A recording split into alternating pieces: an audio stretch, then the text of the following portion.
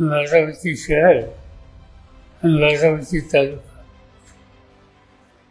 दोन गोष्टीच्यासाठी पूर्वीपासून प्रसिद्ध आहे. एक, काळ्या इथी सेवा करणारा कष्टकरी शेतकरी त्यांनी कष्टाने शेतीचं उत्पादन वाढवलं, कारखानदारी उभी केली आणि लोकांचं जीवन समृद्ध करण्यासाठी प्रयत्न केला. शेती जशी संपन्न होते तसा व्यापार वाढतो.